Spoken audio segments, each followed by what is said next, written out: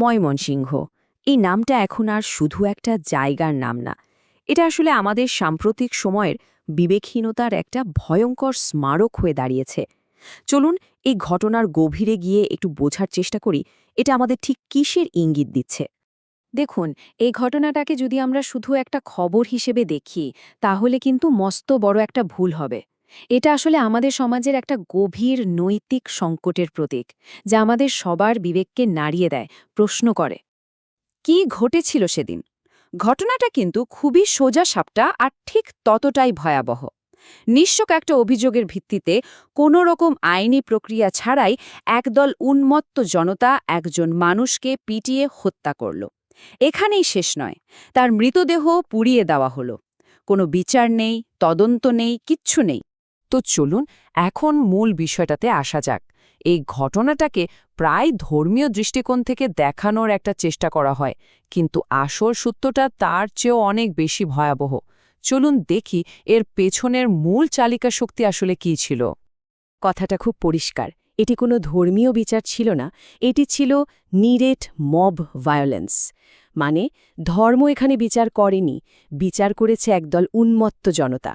আর জনতার হাতে বিচার যখন এমন সহিংস হয়ে ওঠে তখন তো তাকে আর বিচার বলা যায় না, বলতে হয় সভ্যতার পতন। এই স্লাইডটা দেখলে দুটো জিনিসের পার্থক্য একেবারে দিনের আলোর মতো পরিষ্কার হয়ে যায়, মব ভায়োলেন্স আর আইনের শাসন। দেখুন, একদিকে গণপিটুনি চলে গুজব আর অভিযোগের উপর ভিত্তি করে, তাৎক্ষণিক উন্মাদনায়, যার ফল হল নৃশংসতা।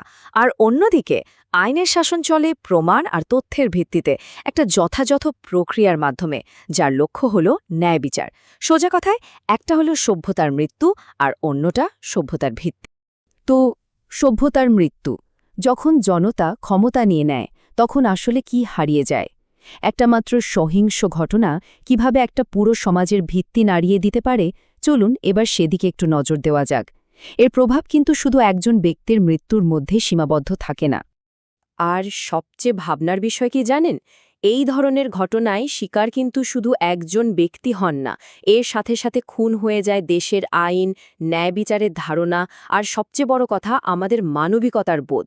পুরো সমাজ ব্যবস্থাই কিন্তু এর ফলে পঙ্গু হয়ে যায়। তাহলে প্রশ্ন আসে, সভ্যতা জিনিসটা আসলে কি? সহজ কথায় বলতে গেলে সভ্যতা হলো এমন একটা ব্যবস্থা যেখানে সবচেয়ে জঘন্য অপরাধে অভিযুক্ত ব্যক্তিরও বিচারটা আদালতে হয়, রাস্তায় উন্মত্ত জনতার হাতে নয়। আর ময়মনসিংহের এই ঘটনাটা ঠিক সভ্যতার এই মূল ধারণাটাকেই আক্রমণ করেছে।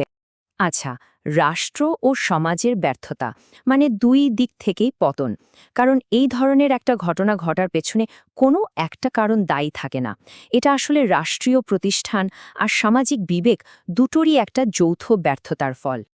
ব্যাপারটা হলো, রাষ্ট্র যখন তার নিজের নাগরিকদেরই নিরাপত্তা দিতে পারে না, মানুষ যখন আইন নিজের হাতে তুলে নিতে বাধ্য হয়, তখন কিন্তু সেটার একটা কার্যকর রাষ্ট্র থাকে না, সেটা একটা ভয়ের রাজ্যে পরিণত হয়, যেখানে আসলে কেউই নিরাপদ নয়।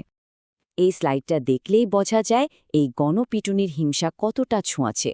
উন্মত্ত জনতা কিন্তু কোনো ধর্ম, বর্ণ বা পরিচয় মানে না। আজ যা একজনের সাথে ঘটছে, কাল তা অন্য যে কারোর সাথেই ঘটতে পারে।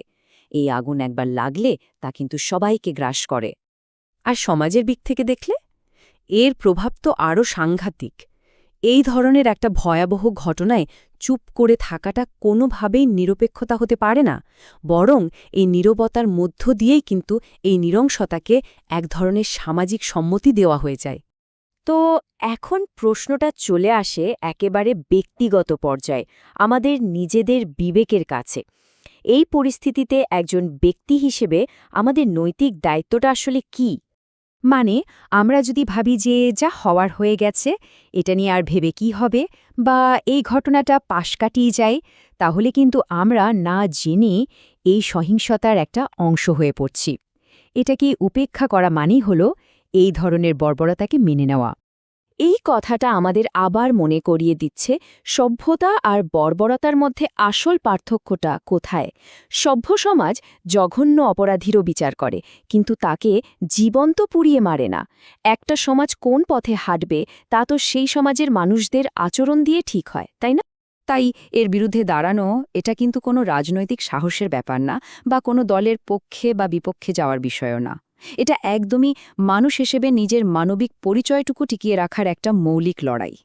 শেষ পর্যন্ত সব আলোচনার শেষে একটাই প্রশ্ন কিন্তু ঘুরে ফিরে আসছে, আর এই প্রশ্নটা শুধু ময়মনসিংহের জন্য না, আমাদের পুরো সমাজের জন্য, আমাদের বিবেকের কাছে। আমাদের বিবেক কি সত্যিই পুরোপুরি মরে গেছে? এর উত্তরটা বোধহয় আমাদের সবাইকে নিজেদের কাজের মাধ্যমেই খুঁজে বের করতে হবে।